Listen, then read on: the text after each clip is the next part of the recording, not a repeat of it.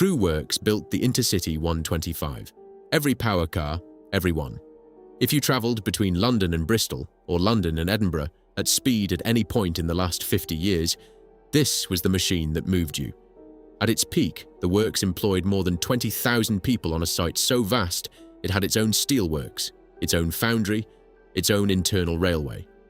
It survived 2 world wars, building tanks and shells, while the Luftwaffe bombed the factory next door.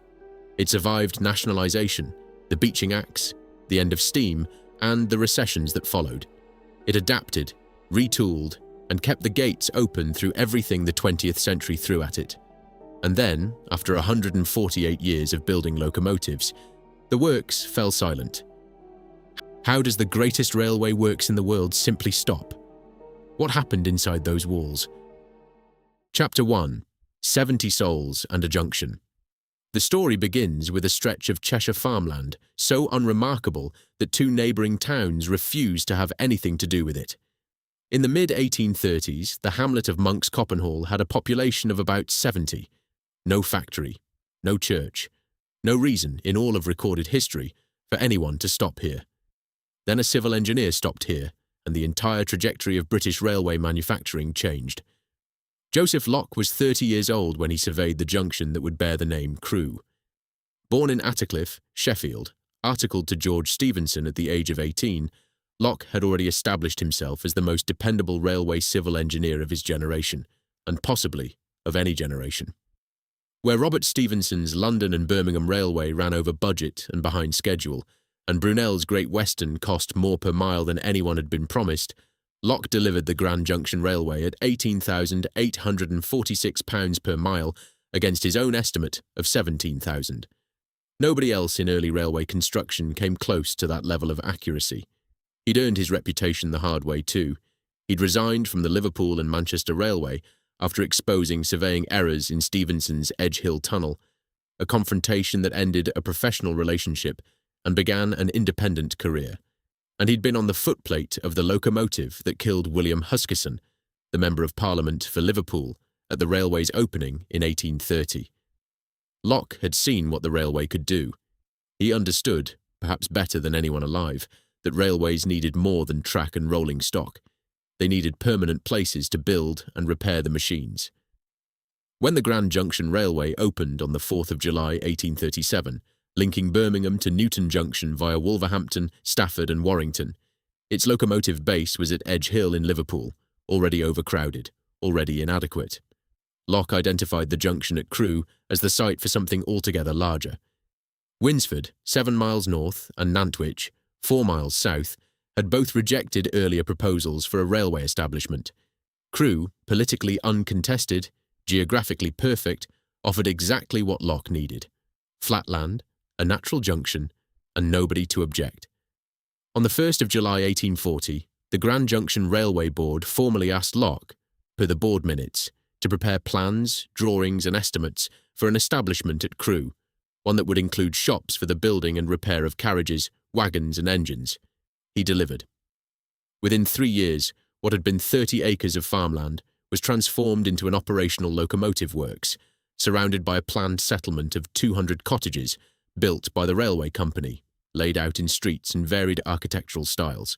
The Chester Courant reported in December 1843 that the site, which 2 years earlier could boast of nothing but a few detached farmhouses, had been given a very different aspect. That October, the first locomotive rolled out of Crewe Works. Number 32, Tamerlane, completed under the supervision of Francis Trevithick, son of Richard Trevithick, the pioneer of high-pressure steam, who served as locomotive superintendent and, critically, trained the first generation of Crewe apprentices. His works manager, Alexander Allen, designed the prototype Crewe Type 222 outside cylinder locomotive, of which Columbine, completed in 1845, survives at the Science Museum. From the very beginning, Crewe was building machines that lasted. The Grand Junction Railway merged in 1846 to form the London and North Western Railway, the self-styled Premier Line. And over the following 2 decades, locomotive work was steadily concentrated at Crewe. Wolverton became the carriage works. Earlstown took the wagons. Crewe got the engines, and with them, the men. John Ramsbottom, locomotive superintendent from 1857, was the engineer who made Crewe's self-sufficiency possible. He invented the first reliable spring safety valve. He devised the water trough and scoop system that allowed locomotives to pick up water at speed without stopping, a breakthrough that extended non-stop running distances by dozens of miles and changed the economics of express services overnight. And he introduced standardized, interchangeable components to locomotive manufacture, at a time when most British engineering still relied on hand-fitting every part to every machine. It was a quiet revolution that made Crewe an early prophet of mass production engineering, decades before the principle took hold in American factories. Under Ramsbottom, the works began making its own wrought iron in 1853, installed a Bessemer converter in 1864, and in 1868 became the first place in the world to use Siemens open hearth furnaces on an industrial scale. It produced its own bricks. It cast its own brass. Crewe wasn't building locomotives from bought-in components. It was making the raw materials, fashioning them into parts, and assembling the finished machines, all on one site.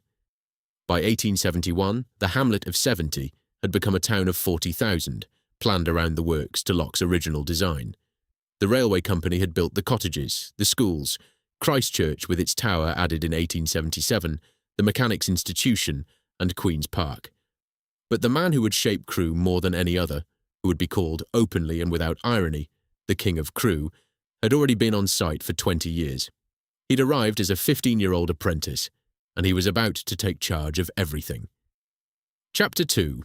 The King of Crewe. Francis William Webb was the vicar's son from Tixall Rectory near Stafford, and he arrived at Crewe Works on the 11th of August 1851 to begin his apprenticeship under Trevithick. He was 15. He would stay, in one capacity or another, for more than half a century. Webb rose through the ranks with a velocity that suggests both fierce talent and fierce ambition. Chief draftsman at 23. Works manager and chief assistant to Ramsbottom at 25. Then a deliberate departure. In 1866, he left Crewe to manage the Bolton Iron and Steel Company, specifically, it was said, to learn modern steel-making methods at first hand. He returned in October 1871 as locomotive superintendent on a salary of £2,000 a year, rising to £3,000. He was 35. He would hold the post, soon retitled Chief Mechanical Engineer, for 32 consecutive years. What Webb built at Crewe over those 3 decades went far beyond locomotives. A near-contemporary record describes him exercising control over the working lives of more than 18,000 men, a third of the entire LNWR workforce. Over half of them lived in Crewe, with roughly 8,000 employed directly at the locomotive works. He was twice mayor of Crewe, an alderman on Cheshire County Council, a magistrate, president of the Crewe Mechanics' Institution, which under his leadership became the de facto technical university of British railway engineering. Crewe-trained men ran workshops on every continent of the empire. He never married. He lived in a large house at 1 Chester Place, close to the workers' streets, and held more than 80 patents. Webb's personality was the works writ large, inventive, domineering, impossible to ignore. He pioneered 3-cylinder compound passenger locomotives, celebrated in some classes, notorious in others. The Teutonic 2220s of 1889 were admired. The later compounds were poor starters with synchronization problems that made drivers dread them. Webb didn't care what drivers thought. His autocratic streak was real and consequential. In September 1885, when the editor of the Crewe Chronicle published charges that, through the action, direct and indirect, of Tory railway officialism, the political life of Crewe is cramped and hindered beyond recognition, Webb explicitly threatened that the LNWR would refuse to find employment at Crewe Works for any professional football player, a dispute that helped force the split between Crewe Alexandra's amateur and professional factions. He ran the town. He ran the works. He tolerated no challenge to either. But what he gave back was substantial. With LNWR chairman Sir Richard Moon, he presented Queen's Park to the town. He bequeathed the funds that built the Webb Orphanage on Victoria Avenue. Opened in 1912, closed in 1961, the building surviving today as Webb House, behind the modern Morrison's supermarket. His Mechanics' Institution educated generations. His jumbo, coal tank and cauliflower classes hauled the traffic of the Premier Line. And an 1876 court injunction obtained by private locomotive builders, restricting Crewe to building only for its parent railway, meant that every ounce of engineering energy stayed focused inward. Crewe couldn't sell to outsiders, so it poured everything into its own machines, its own steelworks, its own apprenticeship system, its own self-contained industrial world. When Webb retired in 1903, in failing health, the works he'd dominated for 3 decades employed roughly 8,000 men. The town depended on it absolutely. The layout problem, 9 separate erecting shops, 4 of them only able to take small locomotives, would need solving. But the culture of craftsmanship, the training infrastructure, and the sheer depth of engineering capability that Webb had embedded in the place would outlast him by generations. He died in 1906. He left no family. He left Crewe. Chapter 3. Coronation and Covenanter. The years after Webb's death saw capable men hold the post: George Whale, Charles Bowen Cook, Henry Patrick Maugham Beams, and capable locomotives emerge from Crewe: the Precursor, the Experiment, the George V, the Claughton. But the 1923 grouping, which absorbed the LNWR into the vast London, Midland and Scottish Railway, initially pushed Crewe into eclipse. The LMS was dominated by Derby, and Derby meant small engine thinking inherited from the Midland Railway. Crewe had the heavy engineering capacity. Derby had the political influence. For nearly a decade, the bigger works sat underused. The turning point arrived in 1932 in the form of a man recruited from the Great Western Railway's Swindon Works. Sir William Stanier, appointed Chief Mechanical Engineer by LMS Chairman Sir Josiah Stamp, was instructed to rationalise LMS locomotive design, and he chose Crewe as his main heavy locomotive base precisely because of its integrated steel-making, its massive forging capacity, and the depth of skill Webb had built into the workforce. Stanier didn't just design locomotives, he unleashed Crewe. What followed was the most celebrated chapter in British steam locomotive history. The Black 5, 842, built between 1934 and 1951, 241 of them at Crewe, was a genuine go-anywhere mixed-traffic engine, so versatile that many lasted to the very end of British rail steam in August 1968. The Princess Royals of 1933 were the subjects of number 6207, a study in steel, filmed inside Crewe Works and one of the finest visual records of Golden Age steam production ever made. And the Coronation Pacifics, the Duchesses, were, on test, the most powerful steam locomotives ever used in Britain. 38 Duchesses were built at Crewe between 1937 and 1948.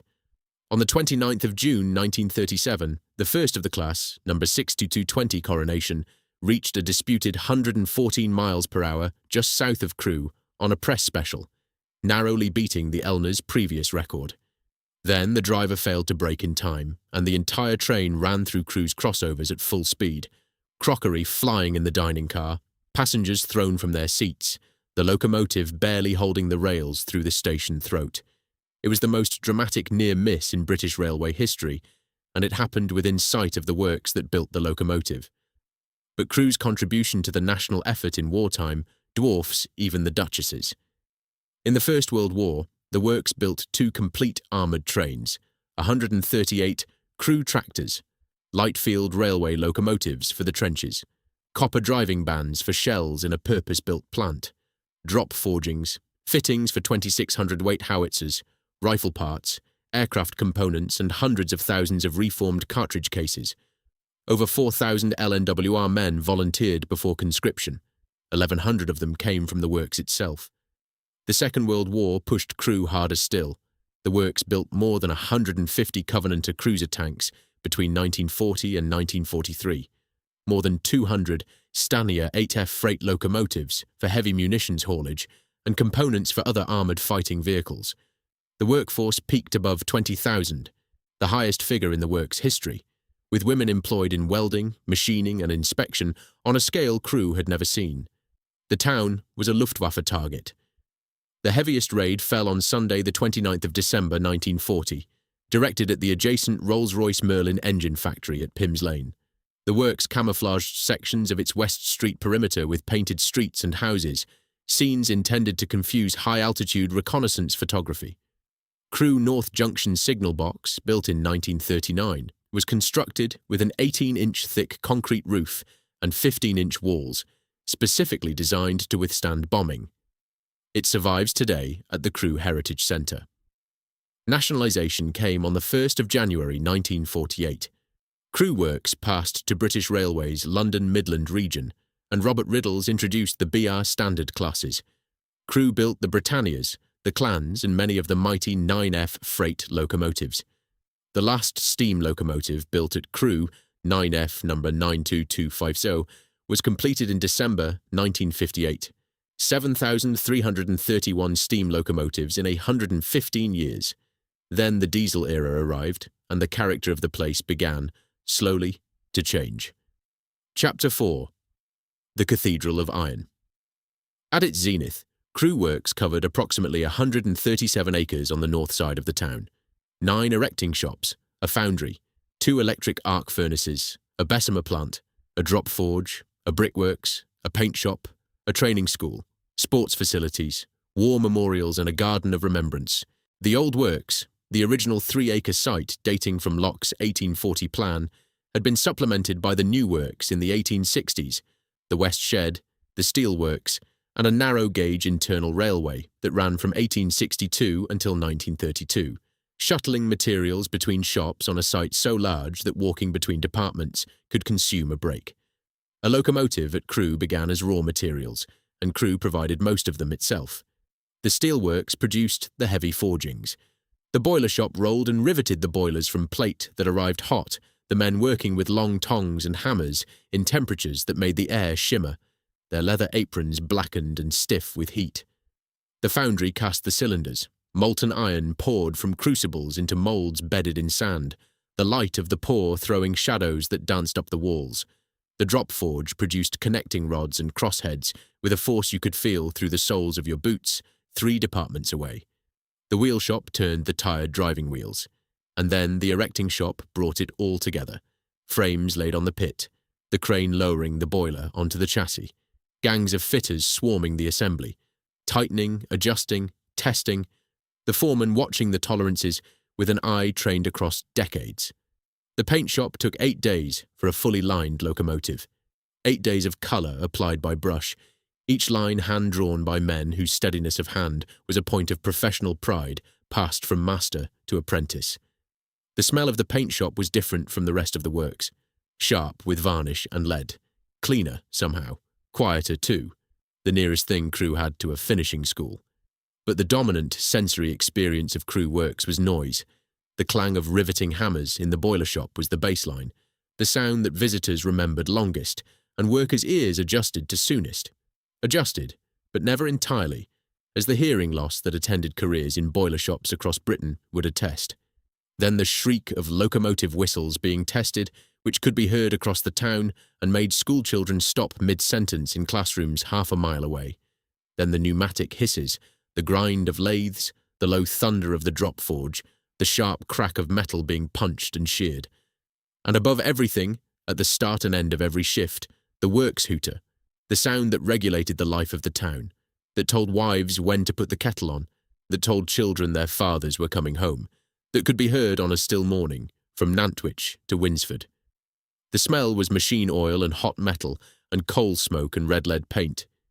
In the foundry, it was the particular earthy tang of sand moulds and the bite of molten iron in the nose. In the forge, it was scale and soot and the strange sweetness of white-hot steel.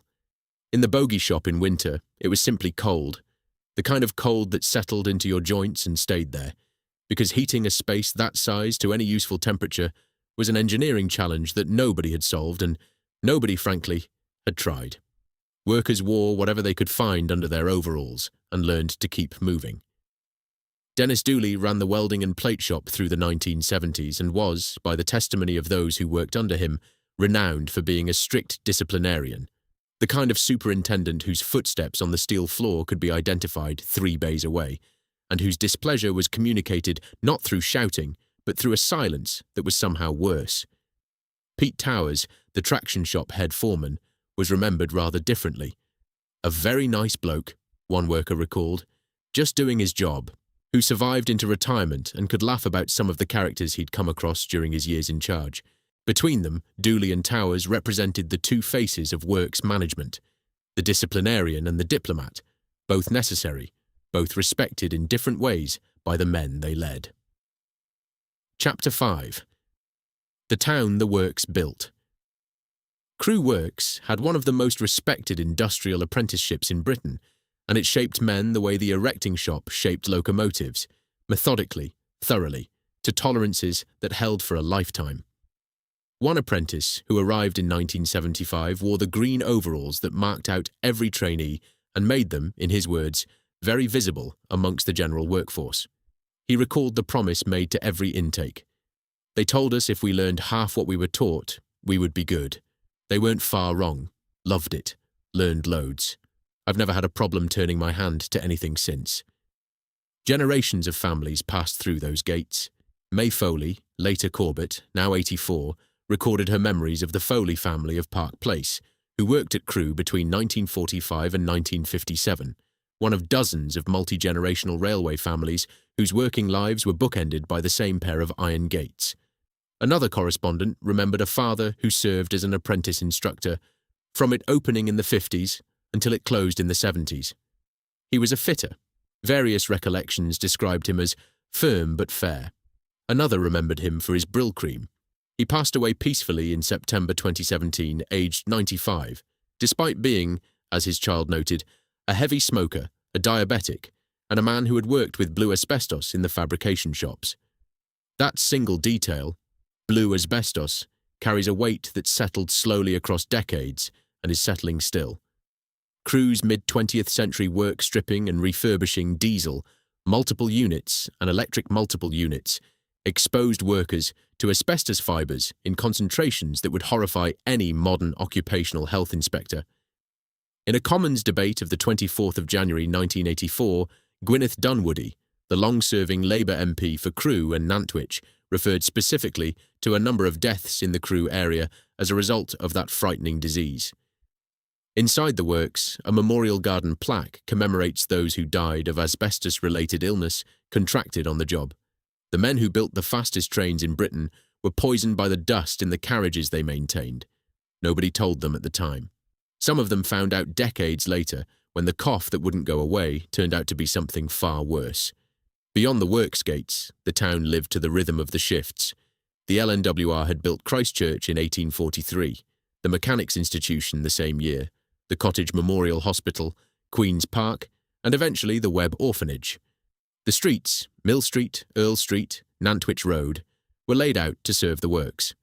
The LNWR Cricket Club, founded in 1850, was among Britain's earliest large-scale industrial sports clubs. Crewe Alexandra Football Club evolved from the LNWR Works community. Even the town's coat of arms, Semper Contendo, ever pressing forward, replacing the earlier motto, never behind, was railway language applied to civic identity. The annual Crewe Works Open Days were events that drew rail enthusiasts from across Europe and North America. On the 24th of July 1987, Queen Elizabeth II and Prince Philip opened the Crewe Heritage Exhibition, the precursor to today's Heritage Centre, and signed the LNWR Crewe Locomotive Works Visitors Book that already bore the signatures of GWR Chief Mechanical Engineer George Jackson Churchward, dated the 7th of May 1896, and the singer Petula Clark, dated the 29th of April 1949. The works had its own social gravity. People wanted to see it. People who had nothing to do with railways found themselves drawn in by the sheer scale of what was being done here, the visible, tangible manufacture of machines that carried millions of people, built by a community that existed for no other purpose. Trade unionism ran deep. The dominant unions across the 20th century were the Amalgamated Engineering Union, the National Union of Railwaymen, and the Transport Salaried Staffs Association.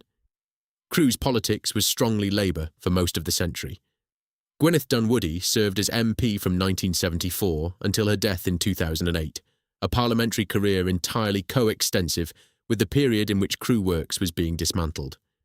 She fought for the works in every debate, at every opportunity, and lived long enough to see the workforce fall from thousands to hundreds. She did not live long enough to see bogies return. At its peak, this was a town of roughly 40,000 people whose economic, social and cultural life revolved almost entirely around a single employer. The works hooter marked the hours, The apprenticeship system educated the young. The sports clubs and social institutions filled the evenings. And the locomotives, coaches and wagons that rolled out through the works gates carried the name of Crewe across the country and the world. It was, for a century and a half, a place that functioned exactly as its founders had intended. A town built around a purpose. A community organised around a craft. The question the rest of this story has to answer is what happens when the purpose is removed. Chapter 6. The Journey Shrinker. On the 1st of January 1970, the Transport Act 1968 gave British Rail's workshops something they'd never had, the right to compete for business on the open market. The 1876 court injunction that had restricted Crewe to building only for its parent railway company fell away at last. British Rail Engineering Limited, BREL, was born, a wholly owned subsidiary of the British Railways Board, and it inherited 13 works: Ashford, Crewe, Derby Locomotive, Derby Litchurch Lane, Doncaster, Eastleigh, Glasgow St Rollox, Horwich Foundry, Shildon, Swindon, Temple Mills, Wolverton and York, 30,000 staff, a century and a half of accumulated manufacturing capability, and for the first time, permission to sell it. Brel exported wagons and coaches to Ireland, Kenya, Gabon, Taiwan, Sweden, Malaysia, Yugoslavia, Thailand, Bangladesh, and China. But its defining achievement was built at Crewe, and it would change British railway travel more than any innovation since Stanier's Duchesses. The prototype power cars for the InterCity 125, the high-speed train, were completed at Crewe in 1972. On the 12th of June 1973, the prototype set a world diesel traction record of 143 miles per hour between Darlington and York. What followed was production on a scale that matched the ambition: 197 Class 43 power cars, every one of them built at Crewe between 1975 and 1982, with the Mark III trailer coaches assembled at Derby Litchurch Lane. The design was by Sir Kenneth Grange. The engineering came from the BR Research Department at Derby, but the muscle, the manufacture, was Crewe. Public service began at 8:05 on the morning of the 4th of October 1976, from London Paddington to Bristol Temple Meads. The train arrived 3 minutes early. Passengers who had grown accustomed to British Rail's reputation for delay found themselves stepping off a service that was faster, smoother, and more punctual than anything they'd experienced. The InterCity 125 didn't just move people, it saved British Rail's reputation. The marketing department called it the Journey Shrinker, and for once, the slogan was honest. The HST's world record for a diesel train carrying passengers, 148.5 miles per hour, set on the 1st of November 1987 by Power Car 43102 on Stoke Bank, still stands. Every one of those power cars was built at Crewe. Power Car 43002, the first production unit, is preserved at the National Railway Museum and named Sir Kenneth Grange. Power Car 43081, now at the Crewe Heritage Centre, was the 8,000th locomotive built at Crewe Works. Alongside the HST, the advanced passenger train told a different story. The tilting APT was British Rail's intended high-speed flagship, and though its construction was concentrated at Derby, Crewe served as its operational base. The APT ran passenger services between London Euston and Glasgow Central from December 1981, before being quietly withdrawn. The project was publicly regarded as a failure, mocked in the press, a symbol of British technological overreach. But the APT's electrical architecture, its advanced bogie design and its tilting research fed directly into the Class 91 Electra. InterCity 225 locomotives that Crewe assembled, body shells built under subcontract from GEC, 31 produced between April 1988 and February 1991. On the 17th of September 1989, Class 91 number 91010 set the British electric traction record of 161.7 miles per hour on Stoke Bank. It was the last locomotive Crewe would ever build.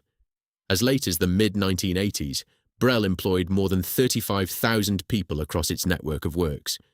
The Crewe Open Days drew enormous crowds. The HST was running at full capacity on every route it served. The Class 91 order was the most technologically advanced locomotive project in British history. Crewe was producing the trains that millions of people rode every day, the trains that defined what it meant to travel by rail in modern Britain. Standing at that summit, looking out across 137 acres of working capability that had survived 2 world wars, nationalisation, the beaching axe, and the transition from steam to diesel and electric, you might have concluded that Crewe Works was as permanent as the railway itself, that it had earned its place, that nothing short of catastrophe could bring it down. You'd have been wrong. What brought it down wasn't catastrophe, it was policy. Chapter 7. The Gathering Storm. The collapse did not begin with a sail. It began with a philosophy. From May 1979, the Conservative government under Margaret Thatcher applied to British Rail the same logic it applied across every nationalised industry.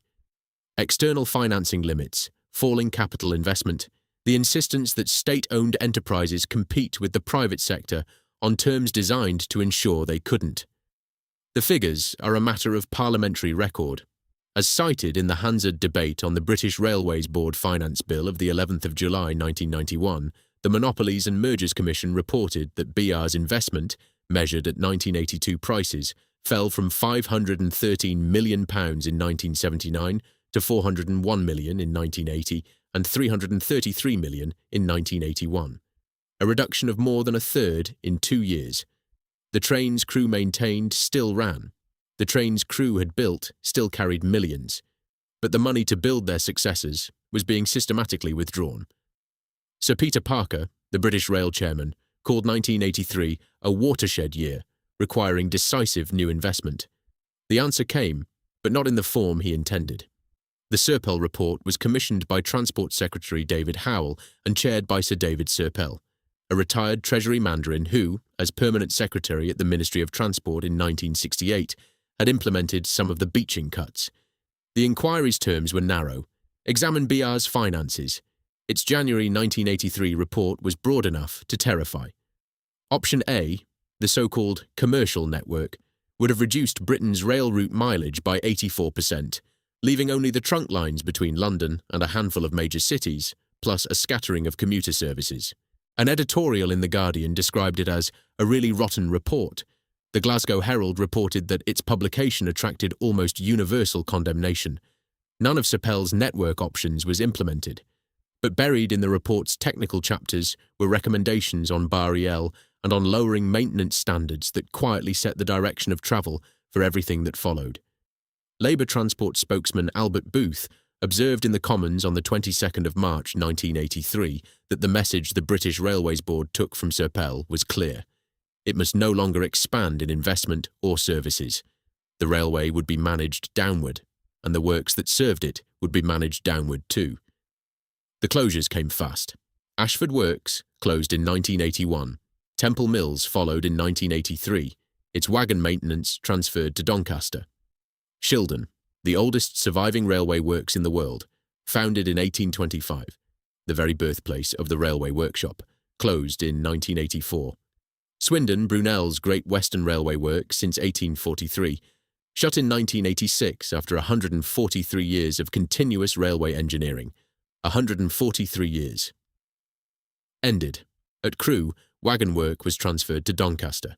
Much of the DMU asbestos stripping programme was simply abandoned. The government curtailed it for reasons the technical press characterised as political rather than evidence-based. And in 1983, the apprentice intake was suspended. Gwyneth Dunwoody told the Commons in the debate of the 24th of January 1984, "Luckily, my constituency has been sheltered from the worst of the job losses. But this year, no apprentices will be taken on in the Crewe Works." No apprentices. In a works whose identity, whose entire claim to national significance, rested on the unbroken chain of skill, passed from one generation to the next. The training school fell silent. The green overalls disappeared from the shop floor. It was, in hindsight, the most damaging single decision of the early decline. Not a redundancy notice, not a closure announcement, but the quiet severing of the link between the men who knew the craft and the boys who would have learned it. The consequences would take a generation to become fully visible. By then it was far too late. Between 1979 and the eve of privatisation, roughly 20,000 BREL jobs disappeared, a workforce reduction of approximately 75%. Per the Railway Matters blog, at the start of the decade, there were 13 major railway works employing over 30,000 staff with extensive engineering, design and construction skills. By the end of the decade, only 4 remained. Barrel had been systematically run down, and now it would be sold. Meanwhile, European manufacturers were circling. Alstom in France, Siemens and Krauss-Maffei in West Germany, Asia in Sweden, BBC Brown Boveri in Switzerland. The Class 91 pre-qualification document, issued in 1984, went not only to Brel, Brush and GAC, but also to Alstom and Krauss-Maffei, justified on the basis of limited domestic experience with trains of such high top speeds. The early batch of Class 56 diesel locomotives had already been built by Electraputeri in Craiova, Romania, to British design. The locomotives arrived in such poor condition that the experience became a cautionary tale cited by railway commentators for decades afterwards, as evidence that low-cost foreign assembly came at substantial long-term cost to British engineering skills. The lesson was there. It was not learned. Dunwoody warned repeatedly from the early 80s onwards that the loss of apprentice intake would destroy generational skills. Booth predicted in March 1983 that the trajectory of conservative policy would lead to BREL's destruction. Parker used the language of watershed and social railway and was replaced in 1983 by Sir Robert Reid. The warnings were raised, recorded in Hansard, and ignored. Chapter 8. The Sale. On the 24th of November 1987, Transport Secretary Paul Channon stood up in the House of Commons and told the House that BRL would be sold. The mechanism had already been prepared. In 1987, the 4 large works, Crewe, York, Derby Locomotive and Derby Lichurch Lane, were packaged as BRL 1988 Lalitid, ready for disposal. The smaller works, Eastleigh, Wolverton, Doncaster Passenger, Glasgow, were retained inside British Rail as British Rail Maintenance Limited. Horwich Foundry was split off separately. Doncaster's wagon department was sold to RFS Industries. The national railway engineering capability that had been assembled over 140 years was broken apart in a matter of months. Channon told the House that the sale would proceed by trade sale rather than flotation, with offers invited in spring 1988. The opposition response, recorded in that day's Hansard, was immediate. Labour MPs accused the government of placing all their jobs in jeopardy. They asked whether BREL had been told in advance that it would be sold, and whether the sprinter prices had been tendered accordingly. They characterised the sale as a kick in the teeth for the workers. Channon's reply has a quality that reads, nearly 4 decades later, like a man convinced of his own generosity. I am not giving the workers a kick in the teeth. I am giving them an opportunity that they have not had in the past. 2 bids were in serious contention by late 1988. Both involved foreign partners. GEC was rumoured to have been considering a counteroffer but did not proceed. The successful consortium comprised ABB, the Swiss-Swedish electrical engineering conglomerate, with 40%, Trafalgar House with 40%, and a management and employee buyout taking the remaining 20%. It was, on paper, a partnership. British management and workers would retain a stake. Trafalgar House brought transport interests including involvement in the Channel Tunnel. ABB brought, in the language of the minister, the broader expertise and technology that is available through ABB. On the 17th of January 1989, Michael Portillo, Minister of State for Transport, announced the sale to the Commons. He was 35 years old. He had been in Parliament for 5 years. He was announcing the disposal of a manufacturing capability that had taken 148 years to build. The sale price was not disclosed. Portillo told the House it was commercially confidential and that he did not want to give the half-time score. He promised that in due course the information would become available, not least to the Public Accounts Committee representing Parliament. An opposition MP, cutting through the ministerial language, characterised it plainly. Someone had picked up a £400 million order book company on the cheap. That sale price has never been publicly confirmed. No National Audit Office report disclosing the figure has been located in open sources. No Public Accounts Committee report publishing the amount has surfaced. The British public was never told what its national locomotive building capability had been sold for. Portillo's half-time score never arrived. The game ended and the ticket was shredded. The sale completed in April 1989. Brel, 1988, Ltd's 4 works passed to ABB, Trafalgar House, and the Management and Employee Consortium. What had been promised was broader expertise, global market access, and a more competitive future. What followed was a pattern that would repeat, without variation, through every subsequent ownership change. ABB bought out Trafalgar House and the management and employee stake in March 1992 for an undisclosed sum. The £400 million order book, the British workforce's leverage, the thing that was supposed to guarantee their future, was now wholly Swiss-Swedish controlled. Brel Ltd was rebranded ABB Transportation in September 1992. The British name disappeared from the letterhead. Derby Locomotive Works was closed by the new owners in 1991. In 1995, ABB announced that the York Carriage Works, Holgate Road, building electric multiple units continuously since 1884, would close. The reason ABB gave was a collapse in domestic orders caused by the privatization of British Rail under the Railways Act 1993. The rolling stock leasing companies created in the privatization, the Roscoes, took years to begin ordering new trains. The gap that opened between the old BR ordering system and the new privatized one created what the industry came to call the rolling stock famine. No British plant could survive it. York closed in 1996 with 750 redundancies. The Heathrow Express order, Class 332, went to Siemens and CAF rather than to the York Works that might have built it, costing 289 York jobs by itself. In January 1996, ABB merged with Daimler-Benz Transportation to form Adtrans. Crewe Works passed to this new joint venture. In January 1999, Daimler Chrysler bought out ABB's 50% stake for $472 million. In August 2000, Bombardier of Canada announced the acquisition of Adtrans from Daimler Chrysler for $711 million. The deal completed on the 1st of May 2001 at a final price of $725 million. Crewe Works was now Canadian-owned, its 9th change of ownership since Joseph Locke had drawn up the plans in 1840. Within weeks of completing the purchase, Bombardier alleged that Daimler Chrysler had misled it about Adtrans's financial condition. The resulting lawsuit settled in September 2004, with Daimler Chrysler refunding $209 million, effectively reducing the acquisition price to $516 million. The company that now owned Crewe believed it had overpaid by more than $200 million for the collection of assets it had acquired. That is not the frame of mind in which new owners invest. Each ownership change followed the same quiet logic: a promise of broader expertise, global market access, a more competitive future. Then the acquisition closes. The new owners' existing plants, in Sweden, in Germany, in Canada, have spare capacity that needs filling. Manufacturing migrates. The British works lose a contract here, a product line there. The losses are individually small enough that no single one triggers a national outcry. Collectively, they are fatal. Chapter 9.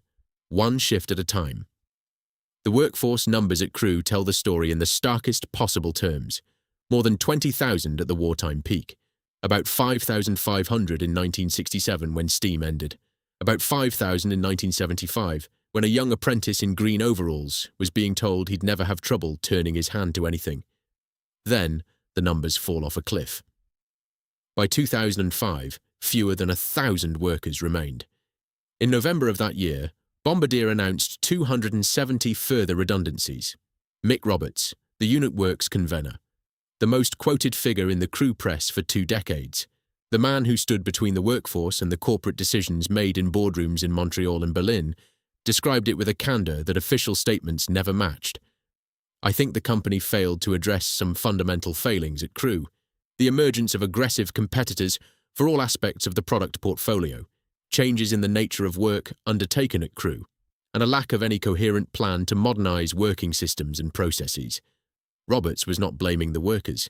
He was identifying what the successive owners had failed to do: invest, adapt, compete. We have known for some time that there has been a fall-off in work, he told the Winsford Guardian. The problem is that we are not competitive when we are tendering for work. It is down to a combination of factors that perhaps we should have addressed over the past few years. That word, we, carried more weight than Roberts perhaps intended. The workforce had absorbed the identity of the company so completely that even their convener spoke of the failure to invest as if it were a shared responsibility. It wasn't. The workers at Crewe could build anything that was asked of them. What they could not do was make the decisions about what to build, where to invest, which contracts to pursue and which to let go. Those decisions were made in Montreal, in Berlin, in Stockholm, by people who had never heard the works hooter and never would. What left Crewe can be listed in the order of its departure. Locomotive manufacture ended in 1991 with the last Class 91 body shell. Carriage and wagon production had been concentrated at Derby Litchurch Lane and York long before. Heavy overhauls were progressively transferred to Derby through the 90s and 2000s. Bogie manufacture was lost by 2004. What remained was Mark III, carriage refurbishment, EMU repair and C6 overhauls. Maintenance work, essentially. Skilled work, certainly. But the difference between maintaining a train and building one is the difference between mending a suit and cutting it from cloth. One requires precision, the other requires vision. By 2012, the redundancies came in waves. 60 voluntary in September, 80 more in May, 69 jobs lost across the year. The Crewe Chronicle's Melissa Pullen reported fewer than 300 workers on the site. An unnamed Bombardier worker told her, "We're all worried about the future of the company. We have already said goodbye to a lot of our friends this year who have taken voluntary redundancy. A lot of us have been tempted to jump ship before it goes down. Jump ship before it goes down." The language of a workforce that had stopped believing rescue was coming. Edward Timpson, the Conservative MP for Crewe and Nantwich from 2008 to 2017, fought publicly against the decisions being made above his head. When the InterCity Express programme contract was awarded to Hitachi rather than Bombardier in 2012, Timpson called it the British Jobs for Japanese Workers scandal. When the Thameslink contract went to Siemens in 2011, he told constituents he had made his views very clear in the House of Commons and questioned the Secretary of State personally on the possibility of revisiting the matter. David Williams, the Labour prospective parliamentary candidate, asked Rail Minister Lord Adonis to visit the site and discuss what the government could do to help the workforce. None of it was enough. Tony Webb, the Bombardier general manager at Crewe around 2014 to 2016, defended the works' performance. Crewe Works has improved its performance markedly over the last 2 years, he told the press, and he was probably right. But improving performance in a plant that had been stripped of its product lines was an exercise in polishing a mechanism from which the engine had been removed. By 2016, 350 workers remained. Liam Barnett, a Reese Heath College apprentice profiled that year, represented the thinning thread of the training tradition that Francis Webb had begun 145 years earlier. By 2018, the 175th anniversary of Tamerlane's completion, Chris Cooney, the Bombardier general manager, addressed the milestone with a mixture of pride and hope that reads, with hindsight, like a man holding a candle in a cathedral that has lost its roof.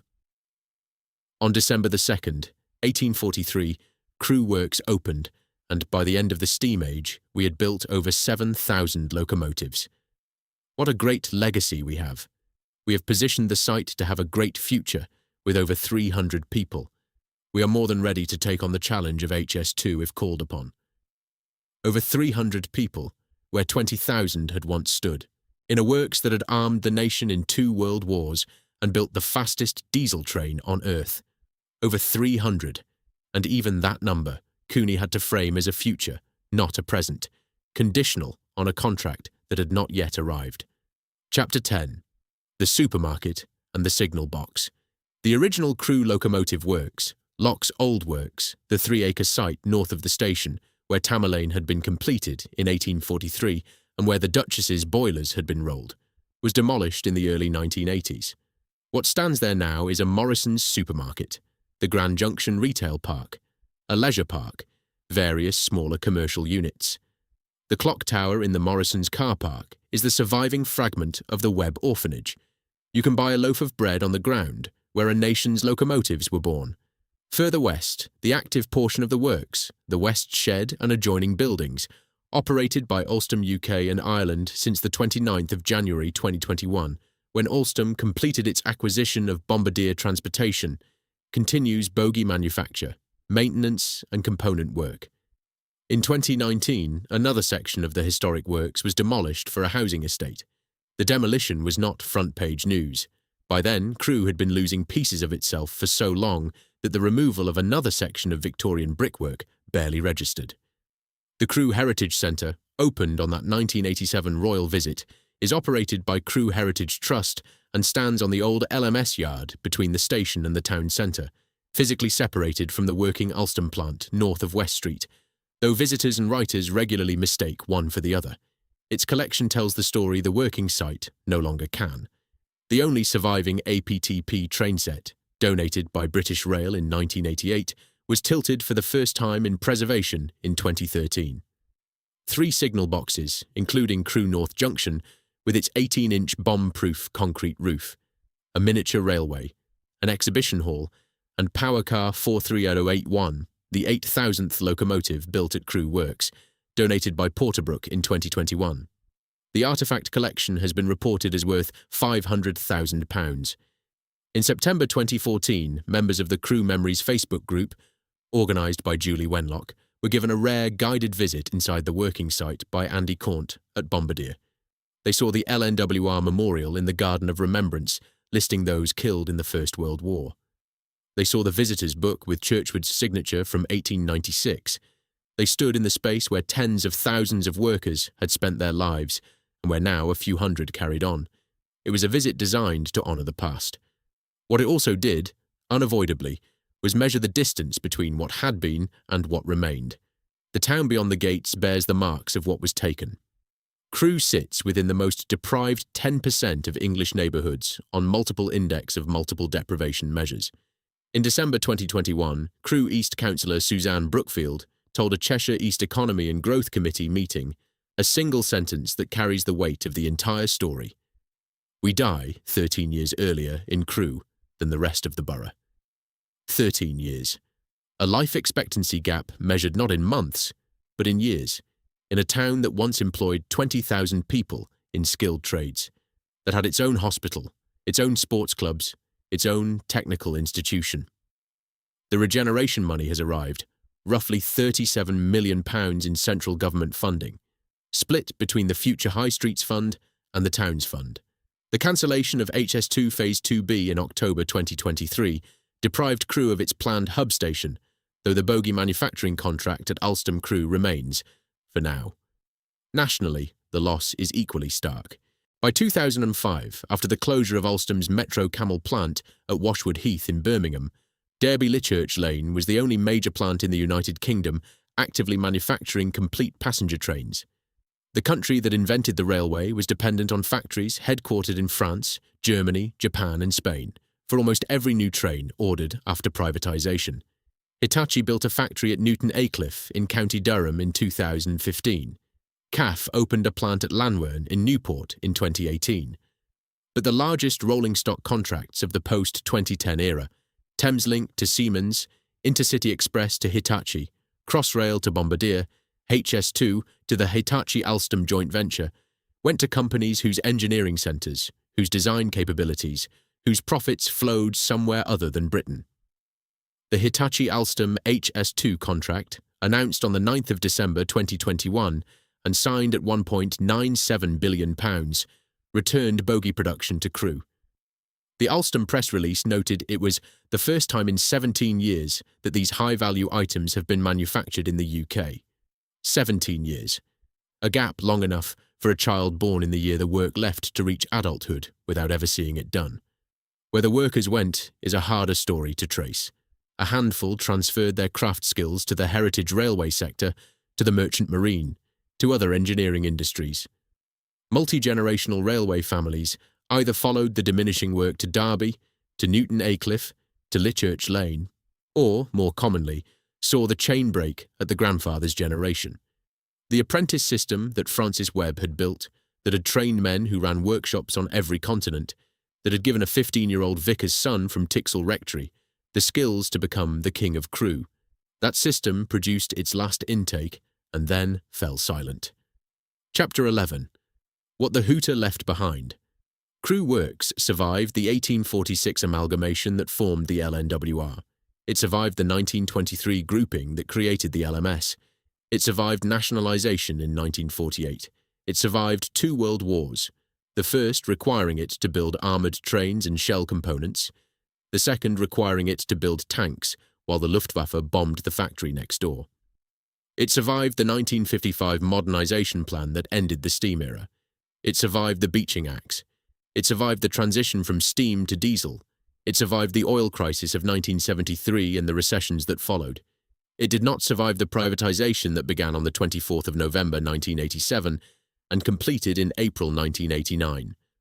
From the first locomotive in October 1843 to the last Class 91 body shell in early 1991, Crewe manufactured locomotives for approximately 148 years. The decline that followed has now lasted 35. The works hooter no longer sounds. The training school is closed. The steelworks, the foundry, the boiler shop, the erecting shops, all gone or silent. The Garden of Remembrance, with its memorial to the dead of 2 world wars, is maintained inside what is now an Alstom service centre, employing a fraction of the workforce that once filled these acres. The APT carriage at the Heritage Centre stands on ground where workers loaded shells for the Western Front. The Morrison's car park covers the site where Stanier's Duchesses were assembled. The clock tower, Webb's clock tower, watches over a retail park. And somewhere in that 350-strong workforce, or in the homes of the retired men and women who remember when the gates meant something, the knowledge survives. Not in a manual or a database. In the hands. In the instinct for metal that comes from decades of working it. In the understanding of tolerances and temperatures and the particular sound a bogey makes when it's right. An understanding that cannot be taught from a screen and cannot be replaced by a supply chain that starts in Tokyo and ends in County Durham. Crewe was built for a purpose.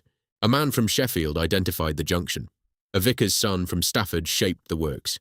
A Swindon engineer unlocked its potential, and a sequence of decisions made in Westminster, then in Zurich, then in Stuttgart, then in Montreal, then in Paris, each one defensible on its own terms, each one moving the work a little further from the place that knew how to do it, reduced the greatest railway works in the world to a maintenance facility with a supermarket where the boiler shop used to be. The bogies are coming back. The HS2 contract is real, though diminished. 300 people are building high-value components on a site that once built everything from raw steel to finished locomotive. It is not nothing, but it is not what Crewe was. And the distance between the two, between what Crewe was and what Crewe is the distance between a country that built its own future and a country that now buys it from abroad. The works hooter hasn't sounded in years, but if you stand in the right spot, on a quiet morning, in the streets that Joseph Locke laid out and Francis Webb ruled, and William Stanier transformed, you can almost hear it. Almost.